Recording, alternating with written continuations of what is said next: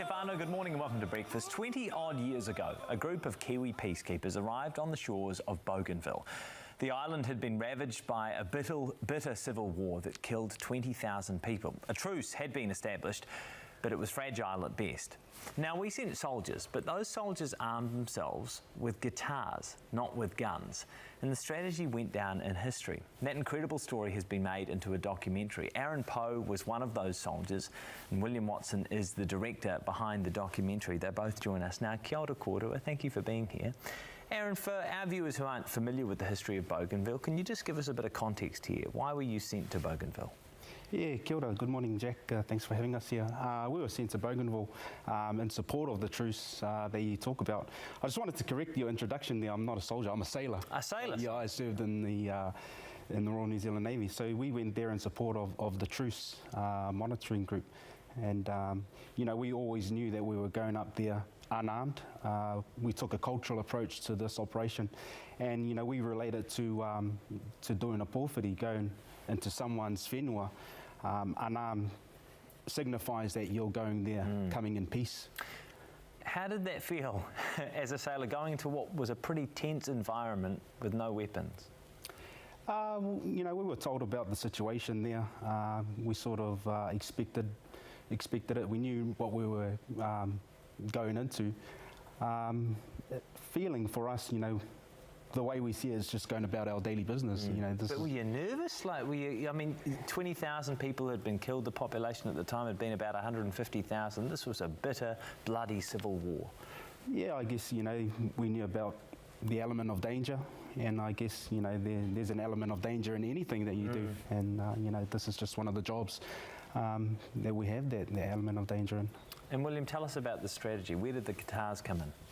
Well, the commander of the coalition that led the peace mission was Roger Mortlock, and he came up with a strategy on how were we going to end this conflict. And there'd been 14 failed peace attempts prior to him arriving, so he felt that let's try something completely different. Arms haven't worked here, so he says, right, we're going to bring lots of love. We're going to bring multicultural right to the forefront of this.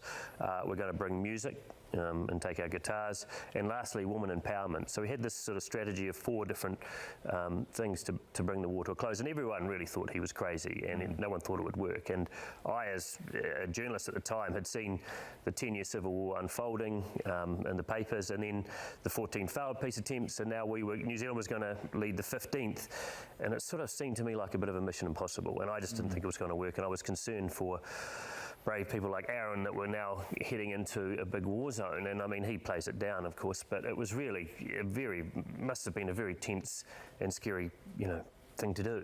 Yeah. Yeah. Aaron, tell us about the importance of Māori culture, going to another Pacific island and trying to bring that manaakitanga to those people.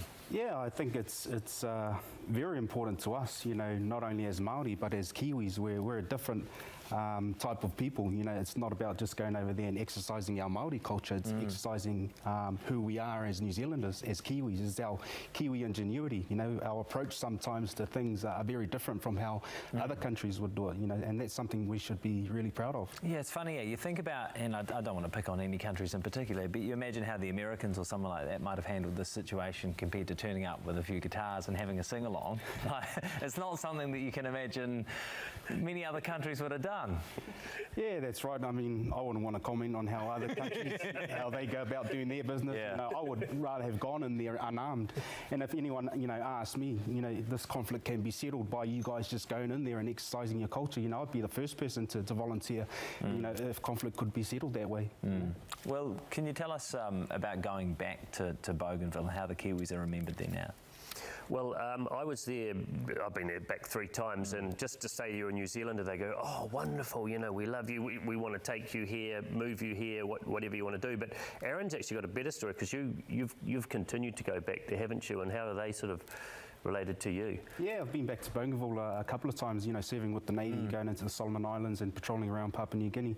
And I still come across people that were there at the time, you know, when we were serving during this operation, and they're just really thankful, you know, after hearing the tragedy, you know, the grief, you know, the displacement of people, you know, so there was a lot of doom and gloom. And, you know, we're just just glad that we could go in there and make a difference and bring peace to the region. Well, the film is Soldiers Without Guns. Where can we see it? Well, it's been released on the 18th of April throughout the country in cinemas. We do have a big launch coming up on the 5th of April at the Civic. So tickets went on sale yesterday, and so it's a dream for me to actually be playing at the Civic. The Civic is, the biggest theatre in the country, and it's beautifully made for sound. And so, really looking forward to the big launch on the 5th of April. Yeah. Well, we will have a link for tickets and screening times up on our Facebook page, Breakfast on One. Thank you so much for your time, guys. Really appreciate it. Thanks for inviting us. Thank you. Cheers.